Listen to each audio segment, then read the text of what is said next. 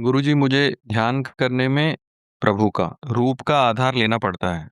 ये करेक्ट है या कुछ गलत है इसमें?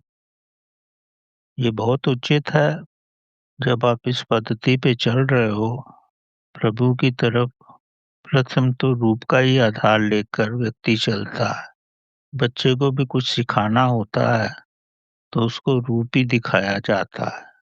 खरगोश का खास सिखाना हो, तो खरगोश का रूप ही दिखाया जाता है। वो रूप में खरगोश नहीं होता, लेकिन बच्चा समझता है कि यही खरगोश है। रूप से ही यात्रा प्रारंभ होती है। जैसे बच्चे की यात्रा खरगोश देखने से ही प्रारंभ होती है।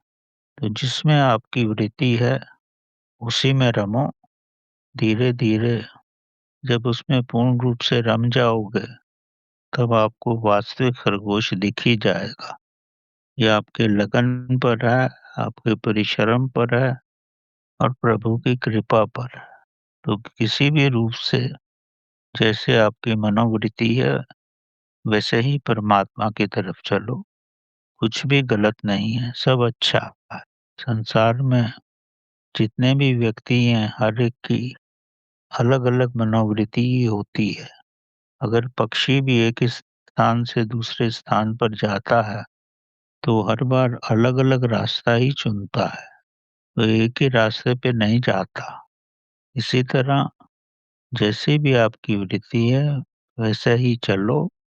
सब उचित है, सब अच्छा है और यही सबसे महान है, अगर आप प्रभु की यात्रा पर हो तो। गुरुजी, ध्यान करते वक्त पुरानी यादें, अनुभव आते हैं। थोड़ा डिस्टरबेंस लग रहा है, तो क्या करना चाहिए इसमें? ये अवश्य होगा, ये आपके मन की वजह से है। ध्यान करना इतना सरल नहीं है। जब आप ध्यान की अवस्था में आओगे, तब मन शून्य हो जाएगा। जब मन शून्य होगा, तो कोई विचार नहीं आएँगे, कोई भावना नहीं होगी, तब आप स्वयं के साथ होंगे। उसी अवस्था में आपको आत्मा का अनुभव होगा और जब आत्मा का अनुभव होगा और जब इससे ऊपर की अवस्था में आओगे, तो कालातीत का अनुभव होगा, कुछ भी अनुभव नहीं होगा, सब शून्य हो जाएगा। और जब और ऊँची अवस्था में आओगे, तब आपको अनुभव होगा कि बूँद तो सागर में मिल गई है, अब केवल सागर ही है। या सागर बूँद में मिल गया है, केवल बूँद ही बची है। इस अवस्था में मन नहीं रहता, ये अद्वैत की अवस्था है, यही चेतना की अवस्था है, यही ब्रह्म की अवस्था है, यही महाचेतना की अवस्था है। चारों तरफ महाचेतना ही है, हम उसी में निवास करते हैं। इसीलिए वो हमको कभी प्रत्यक्ष रूप में आभास नहीं होता, क्योंकि वो हमारे बहुत ही निकट है। जो भी आपकी आँखों के पास होता है, उसका आभास कभी नहीं होगा। आँखों से थोड़ा दूर रखोगे, तो ही दिखेगा कि ये खरगोश है या हिरन है। आँखों के पास होगा, तो कुछ भी नहीं दिखेगा। हम प्रभु में रहते हैं, इसीलिए उसका आभास ही नहीं होता।